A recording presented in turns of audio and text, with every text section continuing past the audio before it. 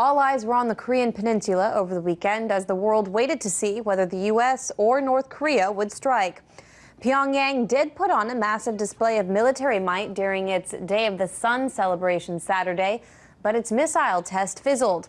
RT Simone Del Rosario has 5 things you need to know about North Korea tensions this Monday. Tensions are only heating up between North Korea and the U.S. Here's what you need to know. A day after North Korea showed off an array of new missiles and launchers at its annual Day of the Sun parade, its attempted missile launch failed, exploding immediately after liftoff, according to U.S. and South Korean officials. Officials say the attempted launch happened in Sinpo, a port city in eastern North Korea. While experts are not sure what type of missile was used, early reports indicate it could have been a medium-range missile.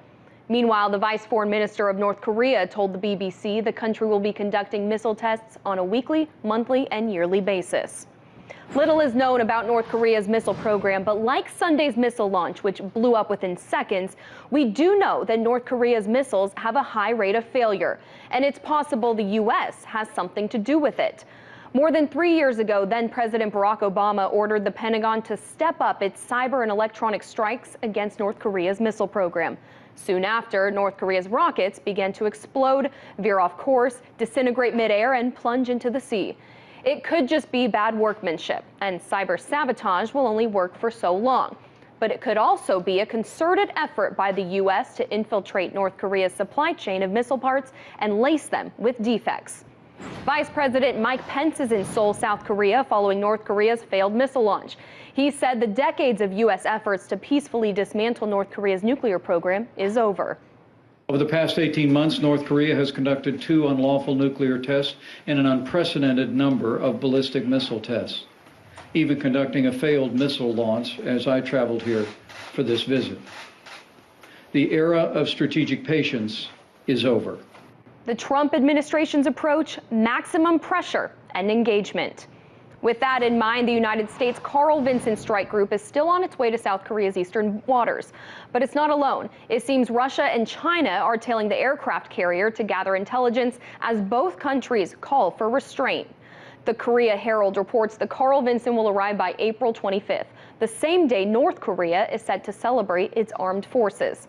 That includes North Korea's Special Forces Unit, a deadly group pictured for the first time at this weekend's military parade. The highly trained troops are reportedly on standby to defend the country and its leader against a foreign attack. The elite force is shown here on state media doing a number of challenging tasks meant to counter that of U.S. Navy SEALs. During the parade, the announcer boasted that once Kim Jong-un issues an order, these forces will, quote, charge with resolve to thrust a sword through the enemy's heart. And those are 5 things you need to know. In Washington, Simone Del Rosario, RT. Good evening and welcome to Tucker Carlson tonight. The question this evening: are we headed toward war? Not another intervention in a small country in the Middle East, but a big war with nuclear weapons on both sides and tens of millions of lives at stake. Despite a failed missile test over the weekend, North Korea is not cracking under international pressure. Its ambassador to the United Nations warns that, quote, thermonuclear war may break out at any moment.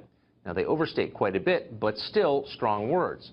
Both President Trump and Vice President Pence spoke today about all of this, saying the administration plans to adopt a new posture toward that country, one that is more assertive than taken by any previous administration. Here's part of what they said. We'll see what happens. I hope things work out well. I hope there's going to be peace. But, you know, they've been talking with this gentleman for a long time. You read Clinton's book, he said, oh, we made such a great peace deal and it was a joke. You look at different things over the years with President Obama. Everybody has been outplayed. They've all been outplayed by this gentleman, and we'll see what happens. But I just don't telegraph my moves. It was more than some quarter century ago that we first learned of the presence of nuclear weapons on the Korean Peninsula in the possession of North Korea. There was an agreed framework. There was a period of strategic patience. But the era of strategic patience is over. So what does this all mean, and more to the point, where exactly is it going? Harry Kazianis is Director of Defense Studies at the Center for the National Interest, and he joins us tonight in the studio.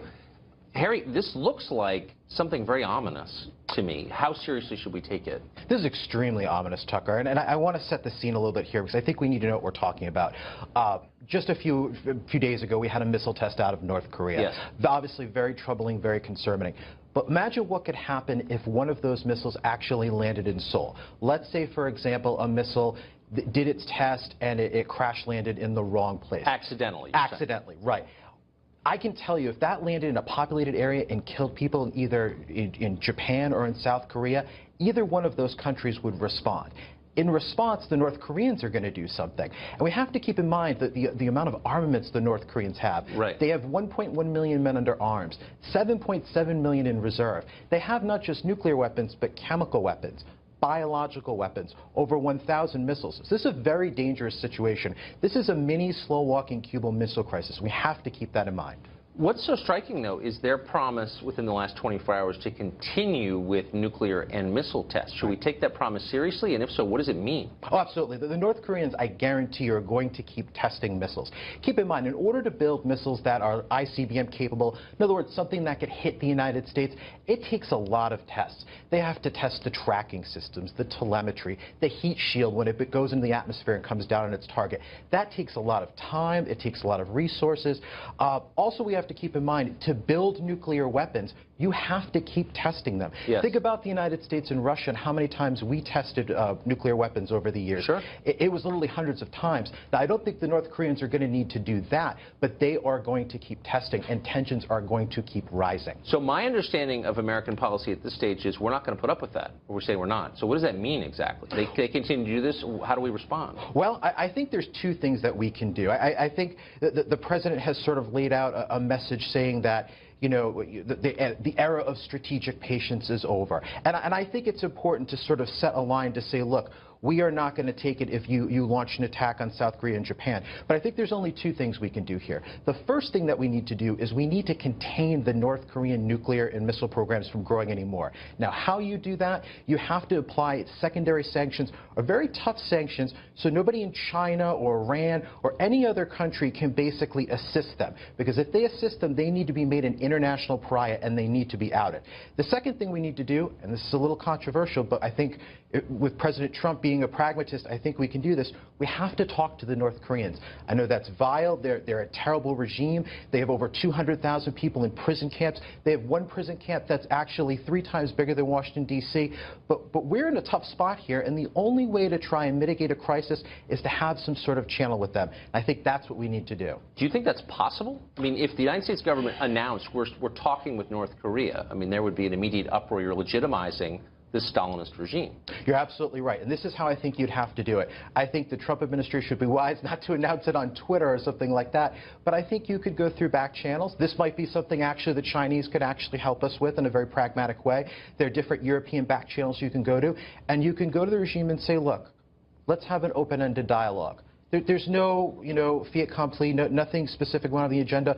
Let's build some trust. Let's try to talk this through. The risks are just too great at this point, Tucker.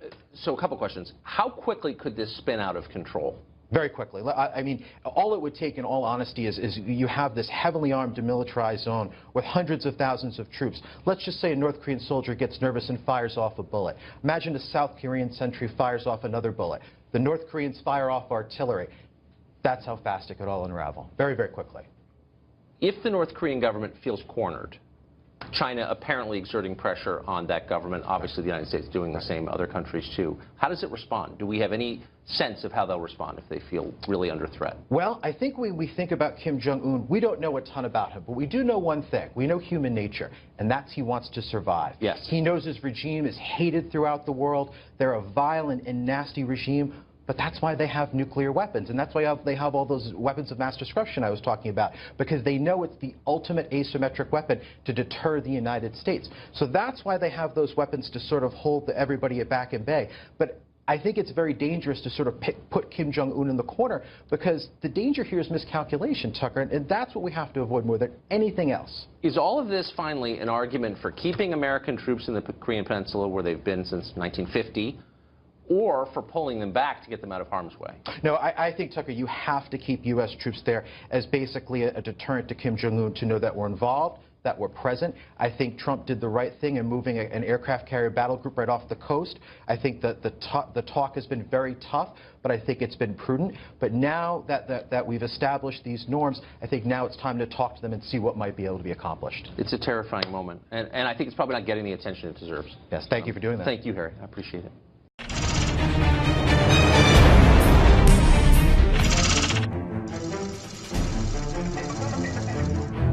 What is definitely true is that we've seen an uptake, right? Last year, they had a very strong momentum of testing ballistic missiles. There were about 24 last year. This year, we're only, into a couple months in 2017, and already they've sent up 7. Now, are all of these successful? No. Well, because it does seem like they are on a consistent trajectory to building more and more advanced missiles that can go farther and farther and get closer and closer to the United States. Absolutely not. So that's another kind of misconception that's out there. It's not like they just suddenly started making missiles to attack us. That's completely incorrect. And there's lots of evidence to suggest they're working on more advanced systems which we'd be moving into intercontinental. And that's when people start getting uncomfortable and concerned, because that's something that could be launched from North Korea and actually make it over to the mainland of the United States, like think Kansas type area. We believe is that there's about 1,000 missiles in the North Korean sort of arsenal, right? But these are not all missiles that can reach the United States. We need to be very, very clear about this. There's a range, there's about 4 different types, and we can break those down for you. Not all of them, like I said, can reach the United States, so let me explain why.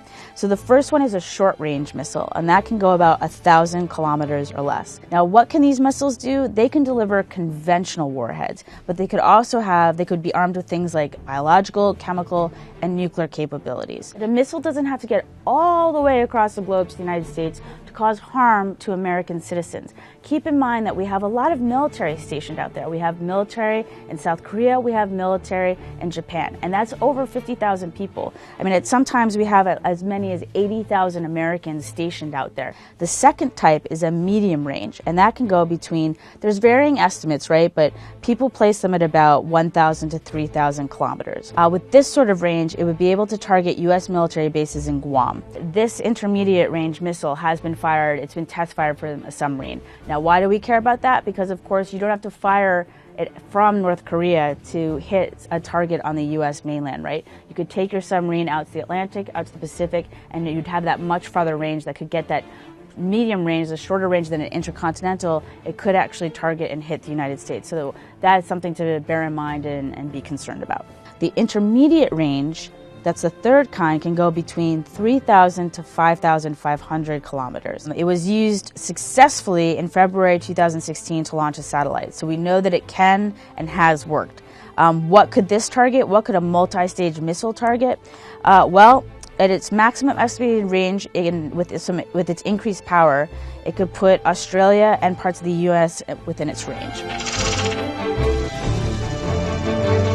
I'm basing these numbers on the Federation of American Scientists because that's an independent third party. There's been lots of discussion, there's been lots of talk about the possibility of weaponizing these interballistic missiles, so having that reach to reach the United States, combining that with a miniaturized nuclear warhead.